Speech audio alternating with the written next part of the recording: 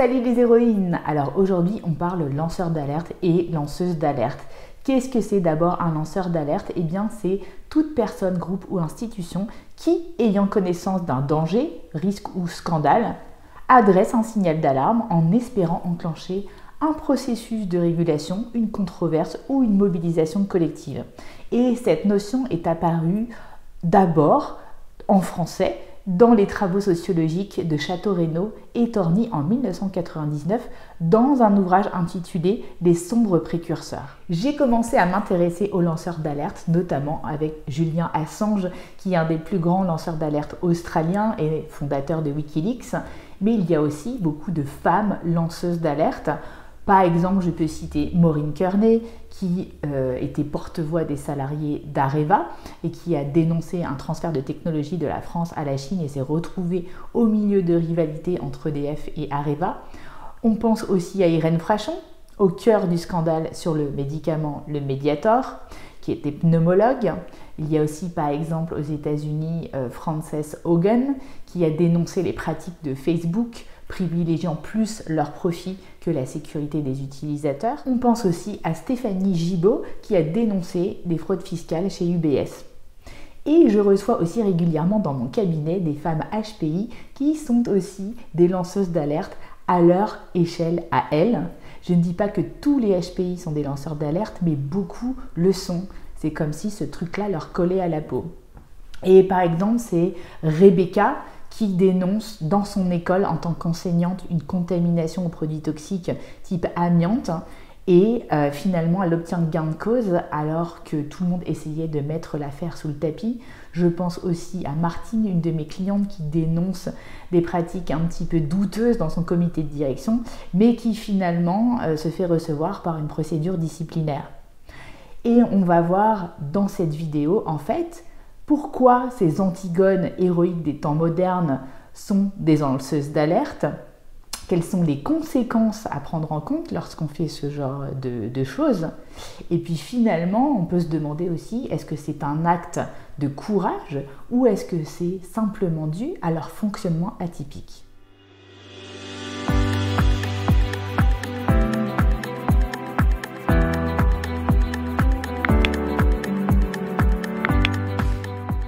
Je m'appelle Sandrine Larive, je suis coach et hypnothérapeute et ma mission, c'est d'accompagner les femmes à haut potentiel à libérer leur potentiel professionnel et personnel de manière écologique pour elles et pour les autres.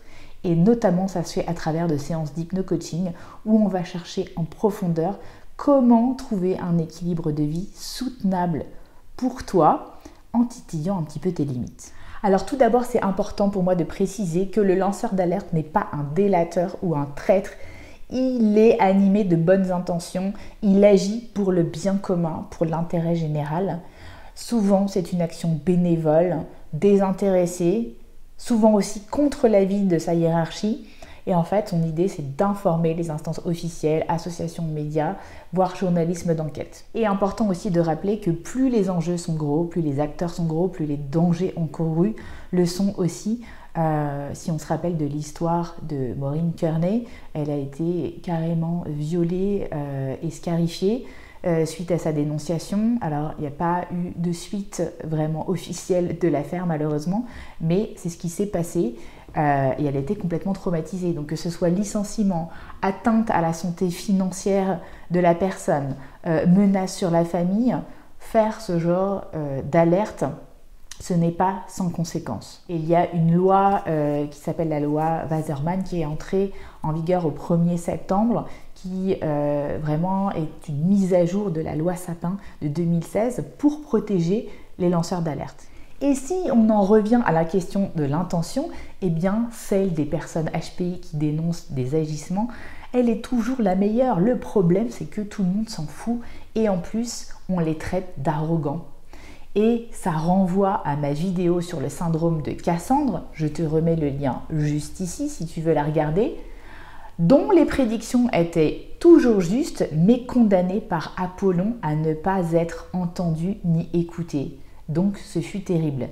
Et en fait cette histoire nous ramène inévitablement à une solitude qu'on a tous ressentie un jour lorsqu'on a hurlé un cri que personne n'a entendu lorsqu'on a dénoncé un danger que personne ne voyait. Beaucoup de personnes surdouées vivent cette malédiction de Cassandre à répétition, hurlant au milieu des sourds et se retrouvant seuls devant l'imminence du danger, à se demander qui est fou dans l'histoire. Avec en plus ces adorables compagnons de voyage dont on nous affuble, tu en fais trop, c'est pas grave, on t'a rien demandé, honnêtement tu voiles toujours le mal partout, mêle-toi de ce qui te regarde, qui nous fait à chaque fois passer pour des emmerdeuses ou des rabat-joie de service, comme si ça allait nous faire changer d'avis. Le problème, c'est que la personne surdouée, dans sa tête, n'a pas vraiment le choix de changer de cap, parce que c'est comme une évidence.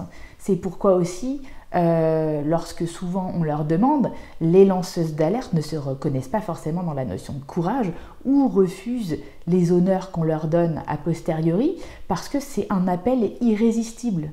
Quand on sait, quand on voit, quand on a conscience de ce qui se passe sous nos yeux, eh bien c'est comme avoir un caillou dans sa chaussure.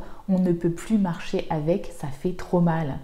Et ici, ce qui est important de comprendre, c'est que c'est le sens que la personne veut donner à cette histoire d'injustice qui va prédominer sur tout le reste, sur la raison gardée, sur la juste mesure, qui sont finalement le chant des sirènes des personnes typiques. Et intéressant aussi dans le processus, c'est le désespoir de Rebecca lorsqu'elle croit au début que tout le monde va la suivre dans son élan, et puis elle se rend compte finalement, après juste 2 semaines de vacances, eh bien que ça a suffi pour qu'elle se retrouve toute seule par rapport à cette injustice.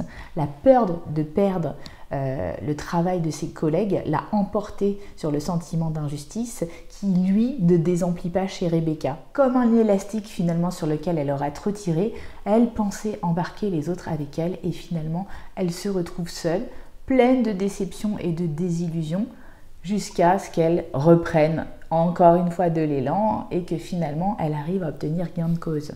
Mais en attendant, Carlos Tinoco appelle cet effet typique finalement l'effet culbuto. Vous savez, c'est ces objets en bois lestés d'un côté qui finalement reviennent toujours dans leur axe initial. Et intéressant aussi de constater comment cette désillusion temporaire au début va persister et donner, même après sa victoire ponctuelle, à Rebecca un élan de faire autre chose de cet événement, de lui donner un sens plus large. C'est à partir de ce moment-là qu'elle va ne plus avoir vraiment de confiance en l'institution et décider de changer de métier et de faire autre chose de sa vie. Et si maintenant tu penses que tu as carrément le profil de la serial lanceuse d'alerte, alors c'est important pour moi de te donner maintenant des conseils pour te protéger et tempérer tes ardeurs. Premièrement, ce que je te demande, c'est de choisir tes combats. Être une lanceuse d'alerte, surtout tout le temps, c'est fatigant et épuisant, c'est sans fin et ça te ramène toujours à une forme d'impuissance. Alors je te demande de faire des choix en conscience. Qu'est-ce qui te paraît soutenable aujourd'hui de ne pas défendre corps et âme? Et si tu décides de mettre des choses de côté, alors on va travailler sur une forme de reprogrammation mentale. Par exemple, Martine, donc ma deuxième cliente, lanceuse d'alerte, repart au boulot maintenant en se disant que c'est une grande pièce de théâtre, qu'elle y joue des rôles tous les jours, qu'elle passe d'un rôle à l'autre et donc elle ne subit plus. Elle choisit de jouer tel rôle ou tel rôle, de défendre telle chose ou telle chose, mais elle n'est plus sur tous les fronts et du coup, elle est beaucoup moins fatiguée. Deuxièmement, je te demande de vérifier la temporalité pour tes gros lancements d'alerte. Est-ce que ce que tu veux dire, c'est entendable maintenant par tout le monde? Ou est-ce qu'avant, il y a des alliances à créer avec certaines personnes pour faire passer la pilule, mais aussi assurer tes arrières? Ce que j'ai remarqué, c'est que faire passer le besoin de convaincre avant le lien aux autres est une tentation que beaucoup de surdoués ont.